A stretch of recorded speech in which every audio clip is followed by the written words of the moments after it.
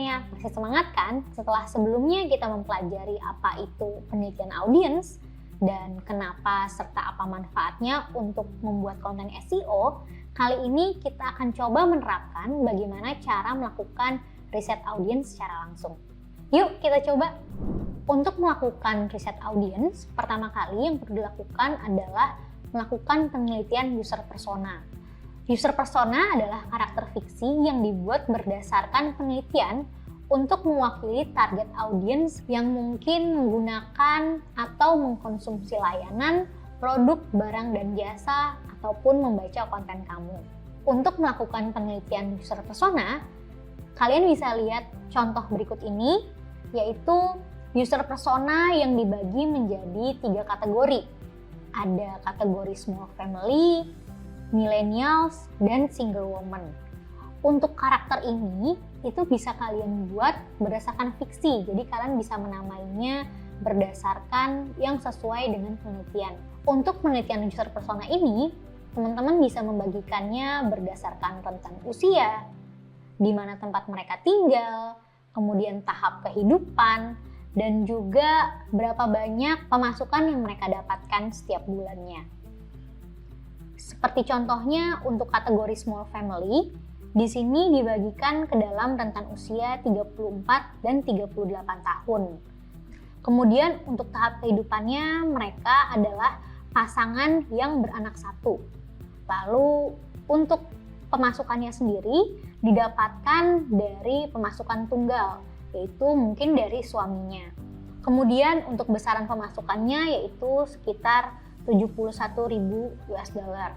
Selanjutnya dari sisi demografi, mereka tinggal di daerah suburban atau bukan di pusat kota.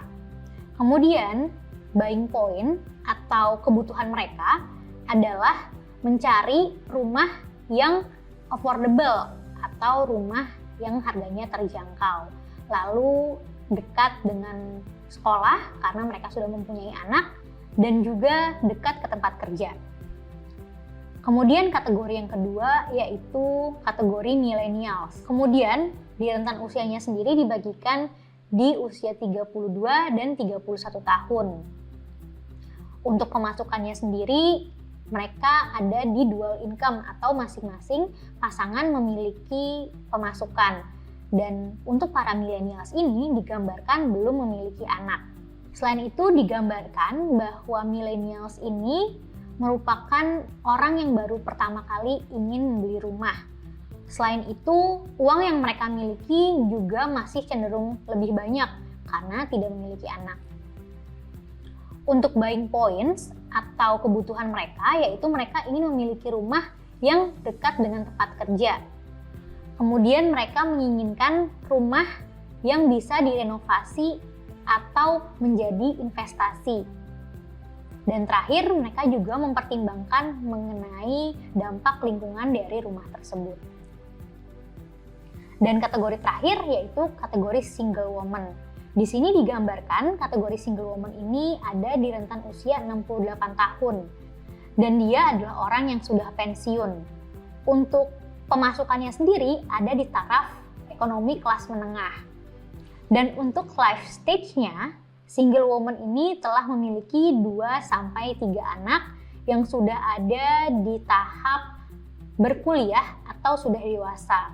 Dan selanjutnya digambarkan juga bahwa single woman ini cenderung tinggal di daerah suburban atau bukan di tengah kota. Untuk buying points-nya atau kebutuhannya adalah mereka menginginkan lingkungan rumah yang berkualitas, kemudian dekat dengan keluarga, teman, dan juga dekat dengan fasilitas kesehatan. Untuk keseluruhan, single woman ini cenderung memiliki budget yang lebih tinggi untuk membeli rumah. Secara keseluruhan, user persona ini bisa diambil dari inti bisnis yang kita lakukan. Misalnya, untuk ketiga user persona ini digunakan bagi bisnis yang berkaitan dengan properti atau penjualan rumah. Selanjutnya, kita menempatkan user persona itu sesuai dengan buying stage mereka.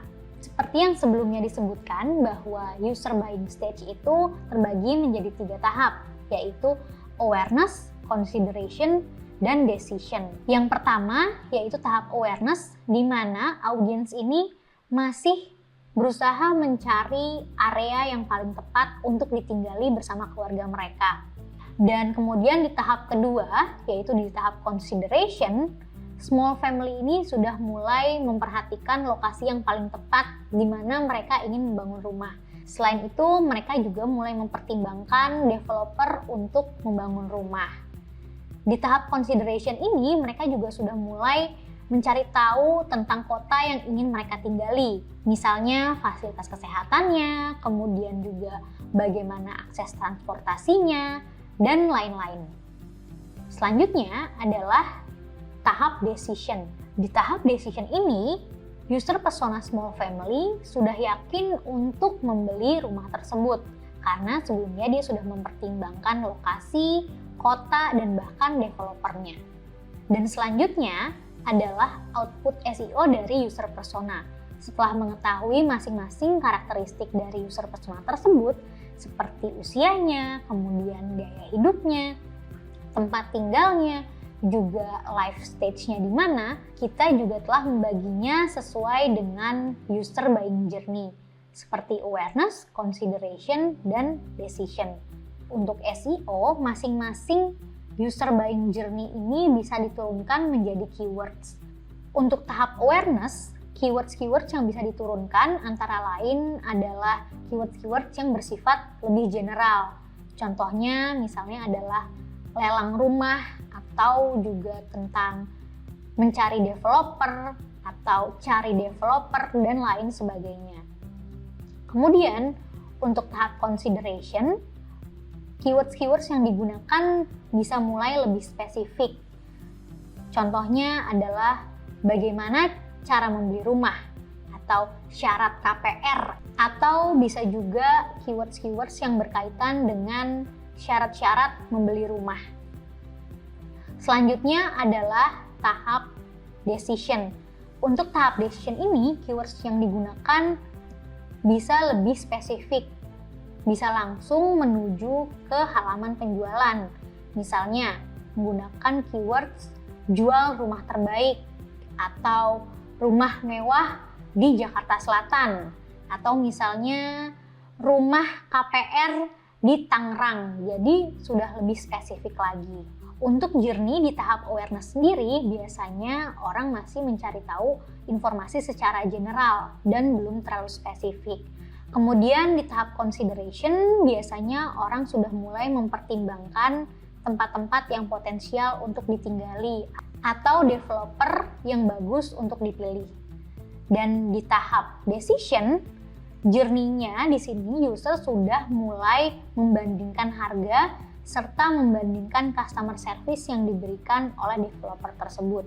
Di tahap ini juga user sudah mulai mencari review mengenai lokasi atau mengenai developer rumah tersebut. Dari sini teman-teman mungkin sudah bisa melihat kira-kira keywords apa yang digunakan sesuai dengan karakteristik user persona, juga sesuai dengan user buying journey mereka. Seperti untuk awareness, biasanya keywords-nya cenderung lebih general. Kemudian untuk user stage yang ada di posisi consideration, biasanya keywords yang digunakan cenderung sudah mulai lebih spesifik. Dan untuk life stage yang terakhir, yaitu decision, keywords yang digunakan sudah lebih spesifik lagi dan biasanya sudah bersifat transaksional.